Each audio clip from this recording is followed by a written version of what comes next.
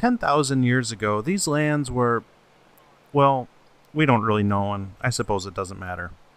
15 years ago, this was a field, a really lonely alfalfa field. So we bought all kinds of varieties of vines and planted a test vineyard.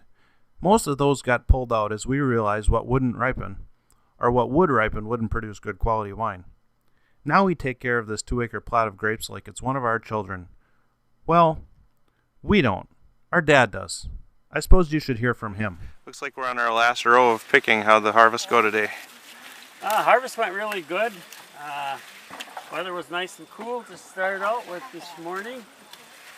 And grapes look like they're in really nice shape this year. Although our crop is a little bit less than last year, mostly due to the cool, wet summer we had. But quality looks real good, but there's just a few little bit smaller clusters, but should make a good wine. Anything special in the taste of the wine from these grapes that'll be different from other years because of the weather conditions? It started out they were a little bit more acidic, but we've kind of lucked out in the last about 2 weeks. We've had some really nice warm weather, unusually warm for October, and I think it's probably going to really help the quality of the wine. Dropped a lot of the acid, changed it over, and I'm thinking they're going to be real nice. And which wine will these grapes that you're picking right now? We're picking some Marquettes that are mixed in on this last row, and we make a dry red wine out of the Marquettes. And we have, it's a new grape that we put in starting in 2006, and we only have about 200 vines in this year, so we want to keep these Marquette grapes separate from the rest.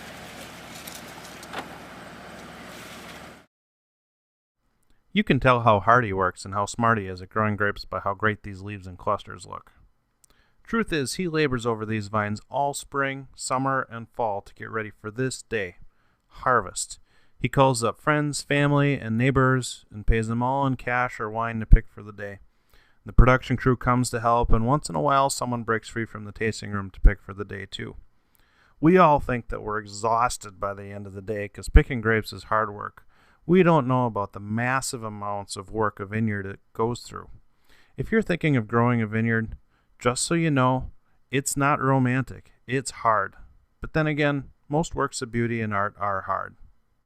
Next up, we have my wife, Shawn. She knows more about these vines than me, and I grew up in this business.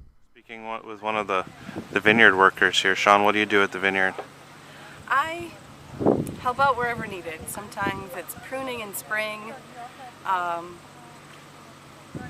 thinning out shoots throughout the summer, picking a few times during the year, all kinds of different things. Do you actually get paid in wine, or do you just wear the shirt because it's cool? I just wear the shirt because it's cool. They used to make me wear this for parades. Oh. And then we don't do parades anymore. Can you tell us anything about fashion in a vineyard?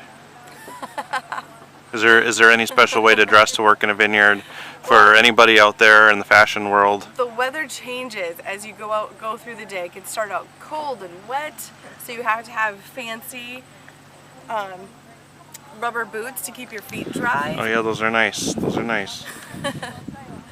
And you have to come in layers because you'll be cold in the morning, hot in the afternoon, and it'll get cold again later. The wind changes all the time, so you just have to be prepared. It's good to be sunscreened, keep the sun out of your eyes. Gloves are most important because I have a tendency to cut my fingers. And do you actually eat the grapes while you're working, or do they taste good? Towards the end of the year, I do. They are pretty good. They're still very sour compared to a grocery store grape, and they are sour through most of the year. But this time of year, harvest time, they start to taste really good. We have this particular variety that actually happens to be right here. It's called St. Croix, and it's the biggest, most prolifically growing grape.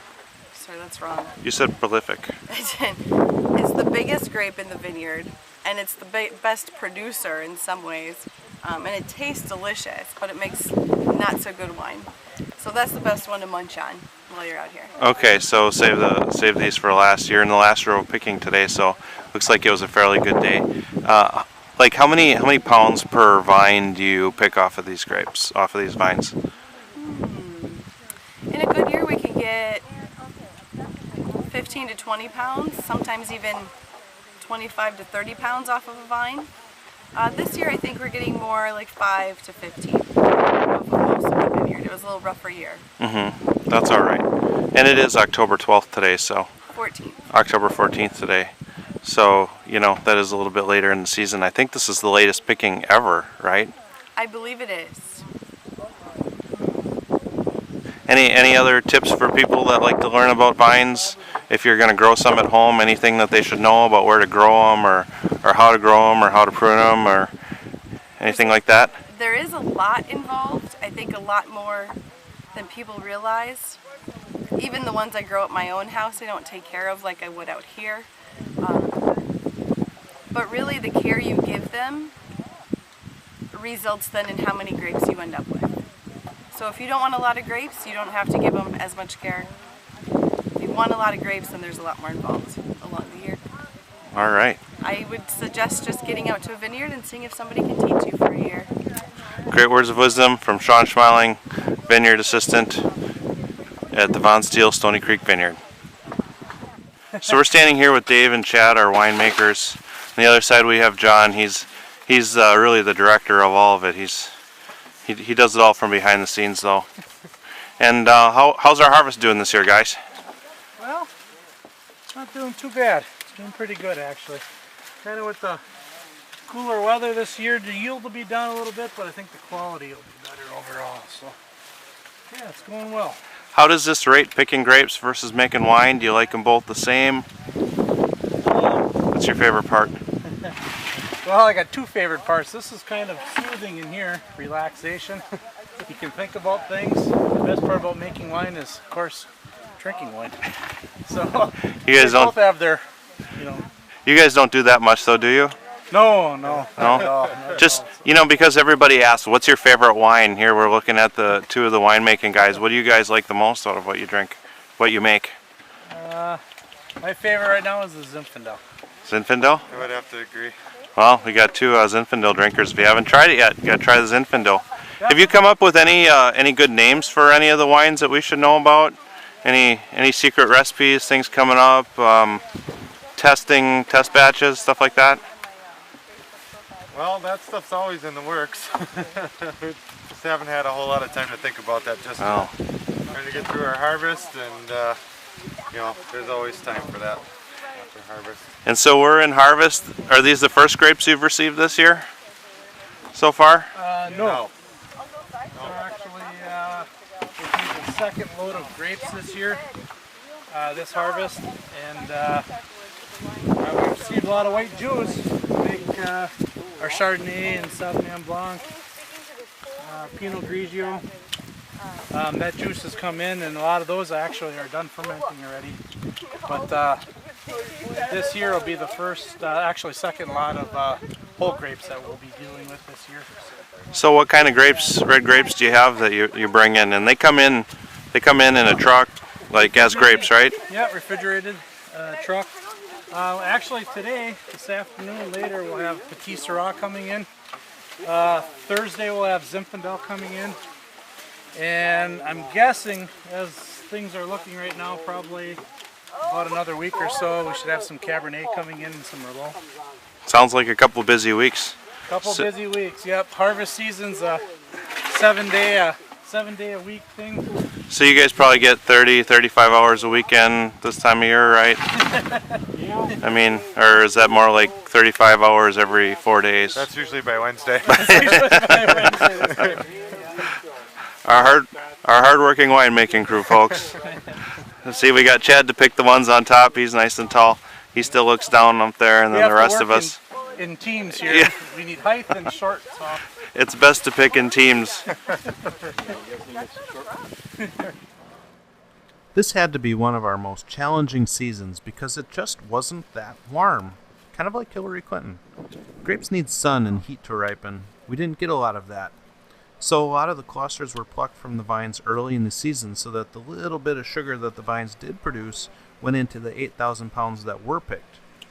There won't be a lot of wine from this harvest, but it will be really good. Try the Stony Creek Rosé or Stony Creek Red this coming summer.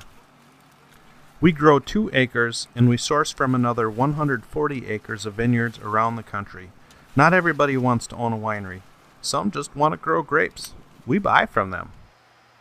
Those grapes, no matter where they come from, get shipped to us in these totes and end up in Algoma at our crush pad. The first thing that we do is we dump them into our crusher destemmer. It separates the grapes from the stems. The stems pop out the end of the machine while the grapes fall into this hopper, where they're augered to a peristaltic pump, which moves them directly into red wine fermenters. You're jealous. Who wouldn't want to spend a bit of time in a red wine fermenter? Yeast is added, and those little guys consume the sugar in the grapes, creating carbon dioxide and alcohol. The grapes clump together like winos at a tasting bar, so the winemakers have to stir things up every 12 hours or so. They do that by pumping over a process that simply pumps the grapes and the wine from the bottom of the tank to the top. This also aerates the wine and gets some oxygen to the yeasties, so they can do better work. Every once in a while, we all have to come up for air. Up next is my big brother Eric. He knows all those winemaking details that we're glad we don't have to. He just explained it all to me, and I forgot to hit the record button. Why don't you tell us that all again? So far I've got nutrient in there for the grapes for the yeast. Got enzyme in there. What you're seeing on the top is untoasted French oak chips.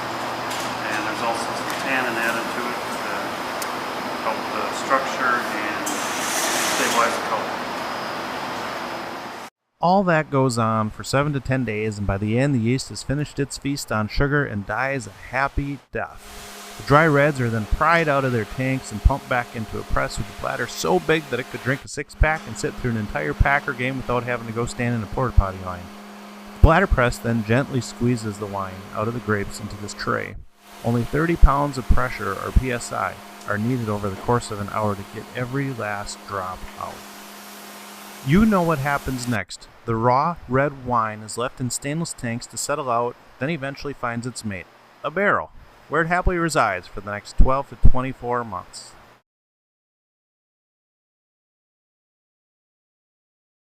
So this dog walks into a bar, walks right up the wall, walks across the ceiling, walks down the other wall, hops up on a bar stool. Doesn't say a word. Bartender sets down a Anape Brewery chocolate milk stout. Dog drinks the beer, hops off the stool, walks up the wall, walks across the ceiling, walks down the other wall, walks right out the door. And there was this guy that was sitting on a bar stool right next to him, looks up at the bartender and says, "Well, that was odd." And the bartender says, he never says bye. So,